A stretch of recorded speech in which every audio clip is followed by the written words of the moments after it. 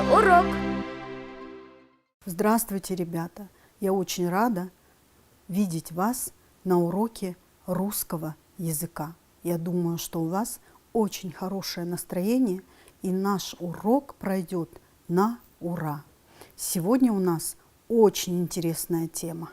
Щебечет птичка для щенка, и черный нос дрожит, пока звенит Печушкин голосок, так нежен, чист и так высок.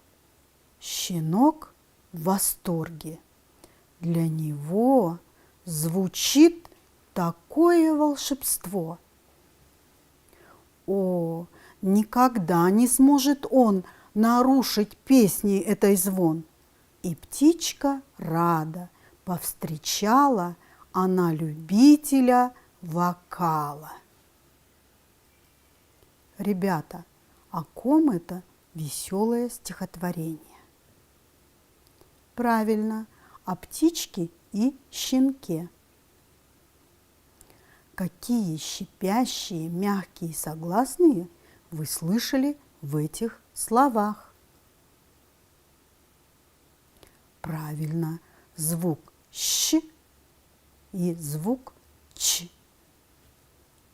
А какие, ребята, еще шипящие согласные встречаются в этом стихотворении? Шипящие согласные звуки «ж», «ш». В словах «дрожит Печушкин» и в слове «волшебство». Слово «печушка», ребята, образовалось от слова «печуга», то есть маленькая птичка.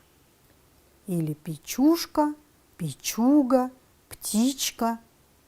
Произнесите эти слова, и вы услышите звучание шипящих согласных. Это, ребята, словарные слова, и их надо запомнить. Значит, ребята, тема сегодняшнего урока – шипящие согласные звуки. Щ, ч, ж, ш. Мы узнаем все о шипящих согласных звуках. Почему звуки щ, ч – мягкие звуки, а звуки ж, ш – твердые.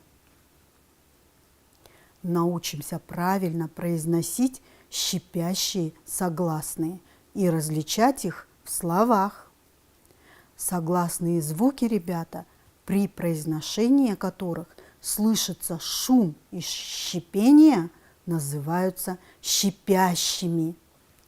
Такие звуки дают 4 согласные буквы: ж, ч, ша, ща. Шипящие звуки при произношении имеют свои особенности. Давайте произнесем эти звуки. Щ, ч, ж, ш. Ребята, губы нужно напрячь и немного выдвинуть вперед. Их нельзя произнести сомкнутыми губами, в отличие от некоторых других, например, «м». Кончик языка слегка прижимается к небу краями, оставляя по центру языка незначительное пространство. Именно через него и проходит воздух, образующий шипящий звук при произношении.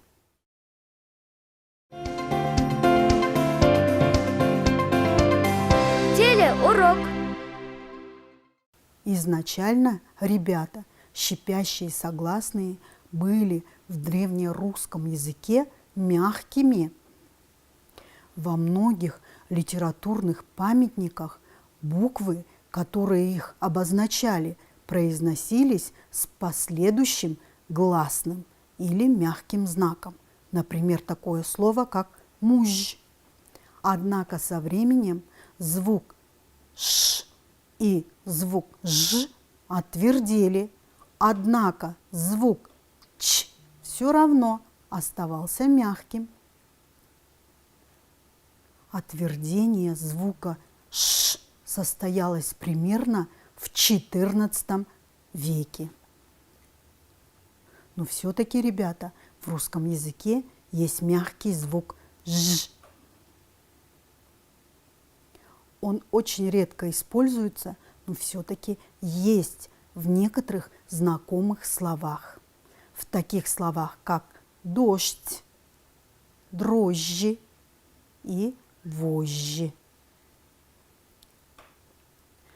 Главные признаки согласных звуков – это образование пар по мягкости, по твердости, по звонкости, по глухости. Среди шипящих выделяются пара по звонкости и глухости. Это звук «ж» и «ш». Остальные же шипящие звуки «ч» и «щ» непарные, глухие. Пар по мягкости и твердости у шипящих нет. «Ж» всегда твердый, даже при наличии мягкого знака после него. Звук «ш» всегда твердый, тоже если даже рядом стоит мягкий знак. Звук «ч» всегда мягкий, звук «щ» всегда мягкий. Итак, каждый звук имеет свою характеристику. Чтобы закрепить информацию, нужно разобрать все 4 по отдельности, не упоминая классификации то, что они являются шипящими. Звук «ж» твердый, звонкий, парный. Звук «ш» твердый, глухой, парный. Звук «ч» мягкий, глухой, непарный. Звук «щ» мягкий, глухой, непарный.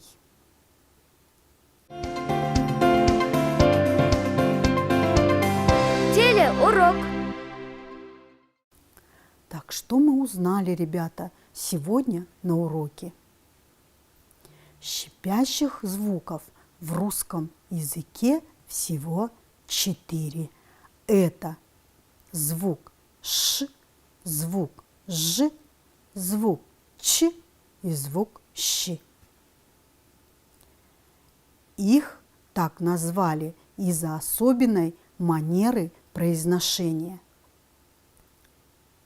Их фонетические характеристики, то, как они выговариваются, делают эти звуки особенными и сложными. Давайте, ребята, прочитаем скороговорки и научимся произносить шипящие звуки. Послушайте звучание твердого согласного и мягких в каждом из слов.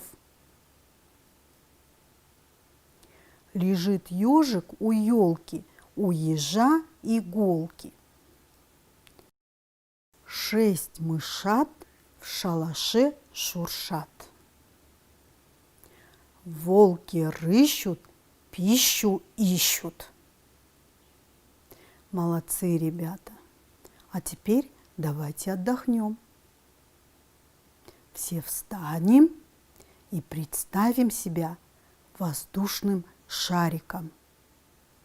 Начинаем сдуваться, издаем звук.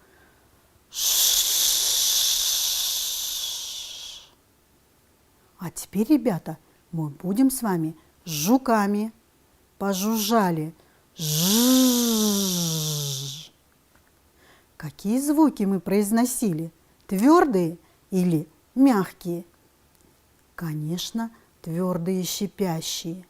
Ж, ш.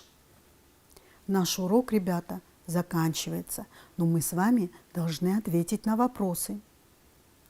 Сколько шипящих звуков в русском языке? 2, 3, 4 или 5. Назовите только мягкие шипящие.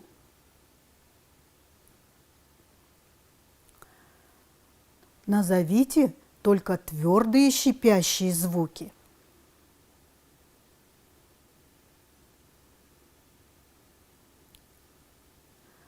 Назовите все глухие шипящие звуки.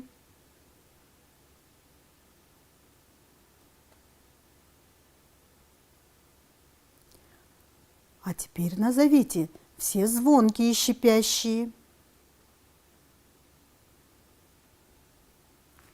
Молодцы, ребята. Теперь следующее. Добавьте недостающую букву «ша» или «ща».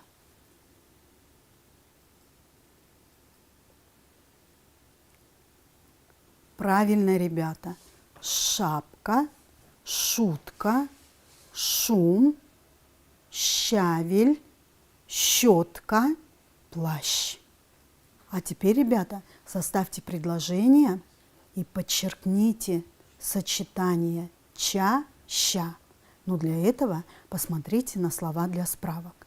Пищат, трещат, летают, мычат, пасутся, кричат, стучат, рычат, спят.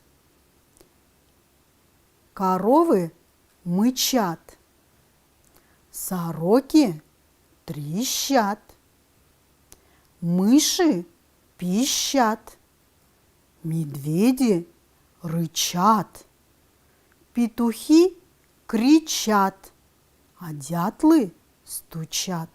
Молодцы, ребята, вы сделали все правильно. На этом наш урок закончен. Хотели бы вы еще раз услышать о шипящих звуках? Ответьте, пожалуйста, на вопросы. Какие согласные звуки называются шипящими? Сколько их? На какие группы делятся шипящие? Спасибо за урок. До новых встреч, ребята!